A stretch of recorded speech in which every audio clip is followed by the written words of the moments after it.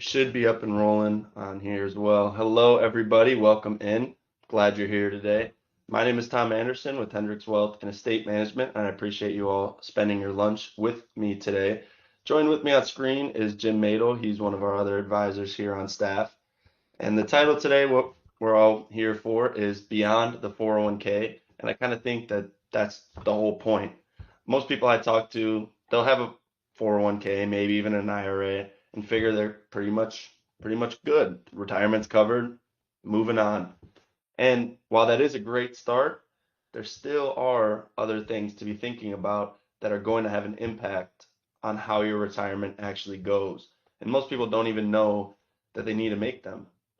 We're going to cover all seven today. I'm going to keep it simple, keep it light, and we'll get through it faster than you think. So let's go. So your 401k is just the beginning. Your 401k is great, really, but it's just one piece of a much bigger puzzle. You could think of it like the engine of your car. You still need brakes, you still need steering, and honestly, you probably even need a GPS because ending up somewhere random in retirement is not really the goal. So we've got seven decisions to cover, and these are the things that actually determine whether or not people will run out of money, whether they'll leave more than they expected, or just end up comfortable and not stressed throughout those retirement years. So the goal today is just I want you to walk out knowing what questions you should be asking, whether that's if you come work with us or something that you're asking yourself or working with anyone else. So decision one, how much will you actually need? This is where this is where most people get tripped up before they even start.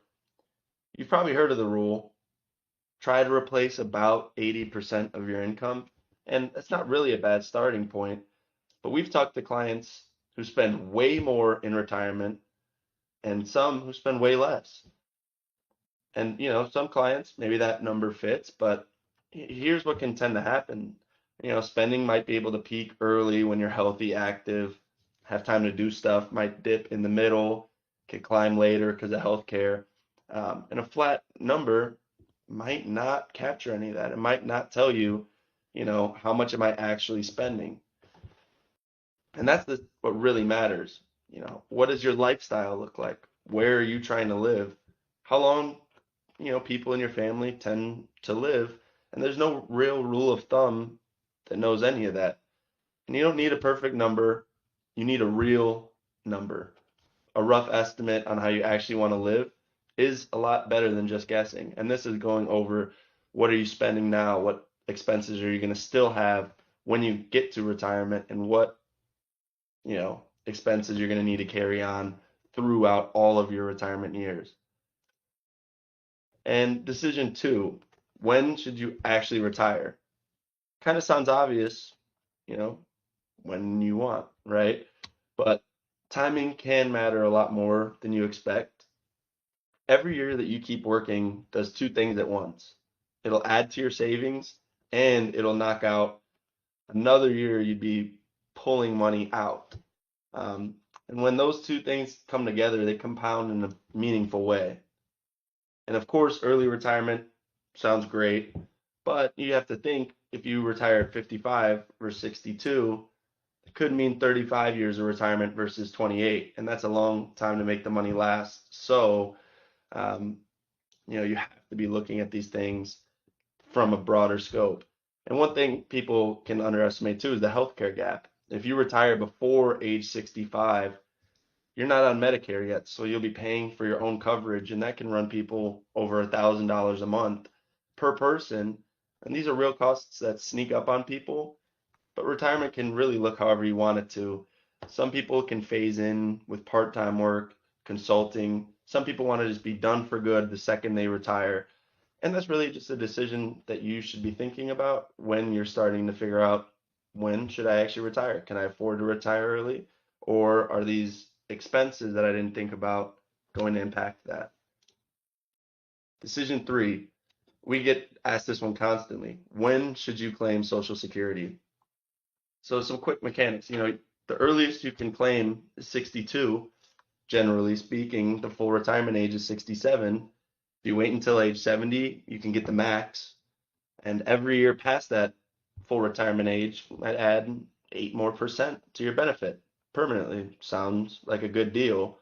But whether waiting actually makes sense really depends on your exact situation.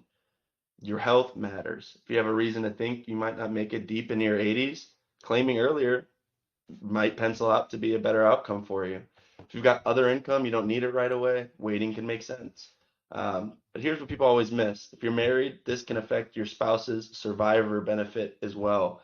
Um, the higher earner's benefit can determine what that surviving spouse gets for the rest of their life. So it's basically never just a solo decision. And the point is, the Social Security should fit into your whole income picture. Shouldn't be just a date you pick because it felt like time. Generally speaking, we tend to say if you know you're done working for good, there's a chance you probably are better off taking it early and investing that money.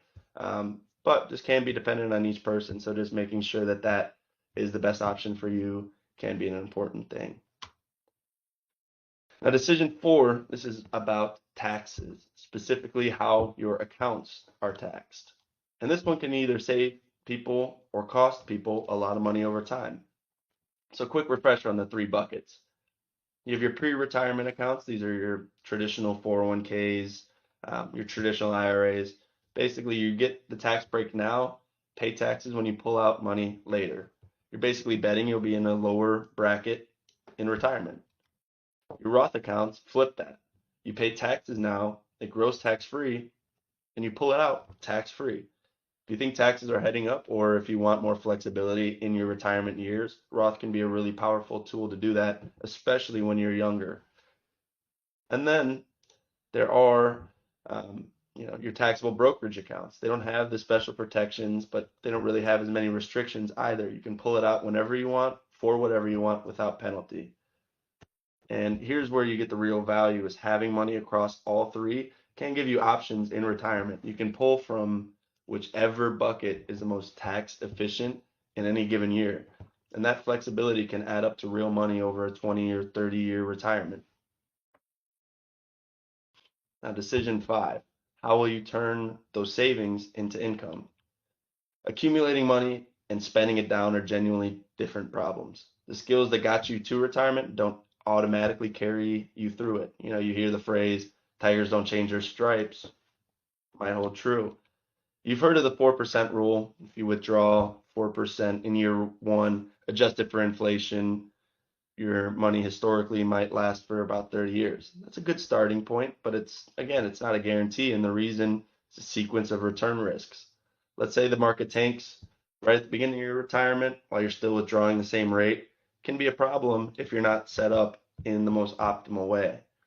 There's ways to manage it, of course, like we love to look at bucketing, keeping a few years in safe liquid assets while the rest stays invested in the market. So even during big downturns, it's not going to hurt you the same way as it might if you're all into one thing.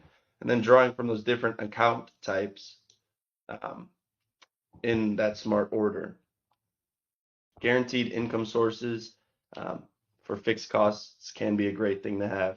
And then that coordination piece across all of it is really where the planning earns its keep from where we are when you've got your social security, a pension maybe a 401k, brokerage account, when they're all going at once, the order and timing can really matter on which you're drawing from, and that's the work that um, we like to focus on here.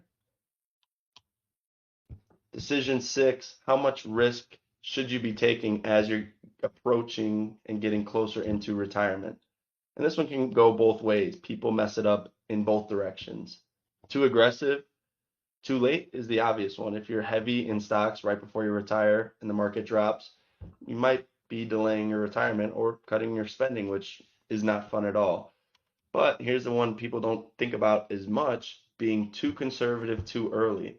Moving everything to bonds or to cash because it feels safe can set you up for a rough retirement. If you've got a 30-year retirement ahead of you, inflation is just going to be quietly eating your purchasing power away the entire time.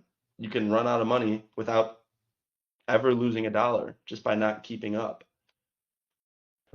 And the glide path concept is basically just a gradual shift. You start with more growth, and as retirement gets closer, you can slowly reduce your risk over time, but don't slam the brakes all at once. This is not always going to be setting you up for most optimal strategy throughout retirement. And you mix in retirement really should be tied to your income needs. If a pension and Social Security pretty much covers all your basics, maybe you can afford to take more risk on the rest. The context matters a lot, and really your situation matters a lot. And last but not least, decision 7, what happens to your money when you're gone?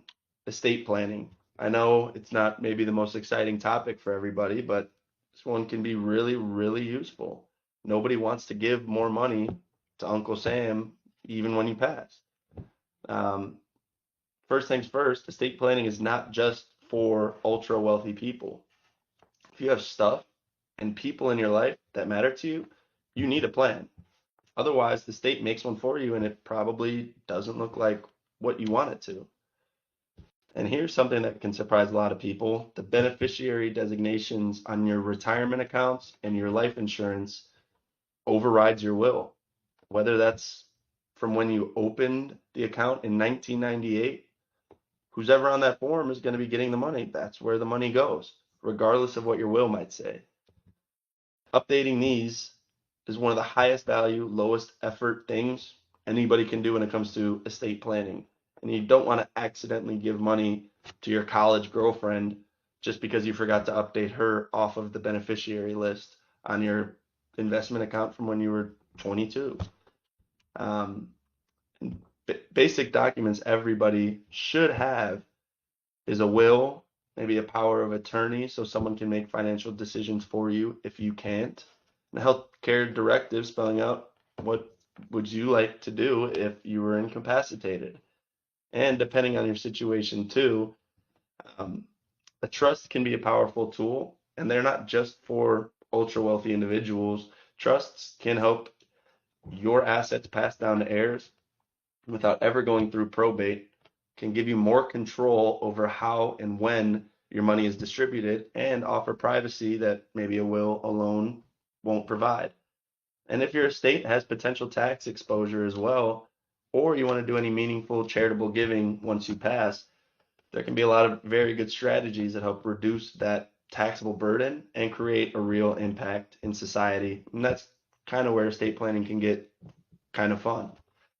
Um, and so, I mean, that's the 7. We went from figuring out how much you'll need in retirement, timing retirement, Social Security, taxes, generating income, managing risk, and what happens at the end. So if any of this has got you thinking about your own situation and what you are going through, or maybe you have any questions about any of the steps here at Hendricks Wealth, we'd love to have that conversation with you, and that's really what we're here for. You can reach us at that info@hendrickswealth.com.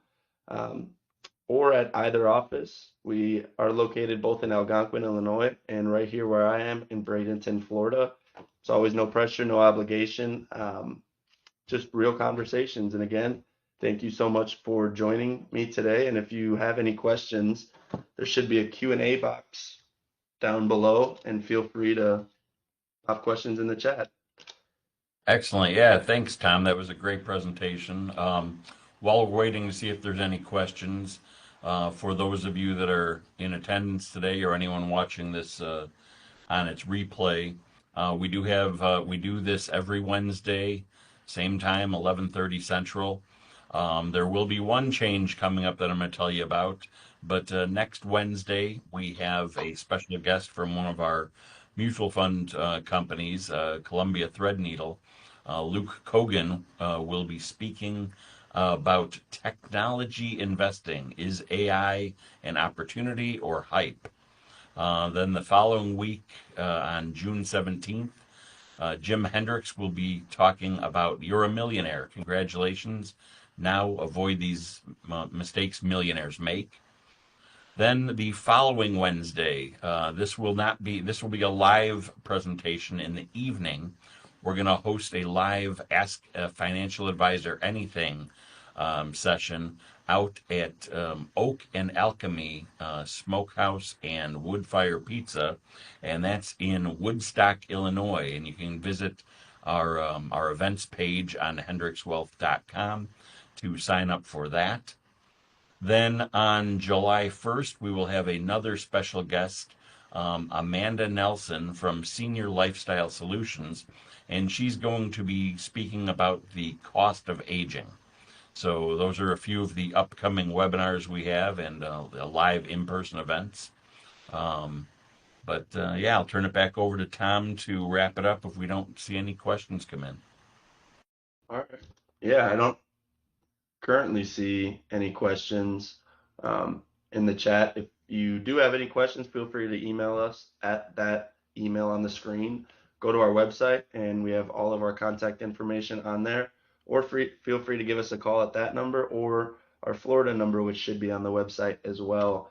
And it's right up on this screen here. But again, thank you all for taking the time out of your lunch day. Try to make this a little bit quicker today just to um, take up a little bit less of your time. But if you got any questions, come find us. We'll be around, and we'd love to set up a time to sit down and one-on-one conversation about anything we covered here today or anything else you might have. So hope you all have a great rest of your day and appreciate you all being here. Take care, everyone.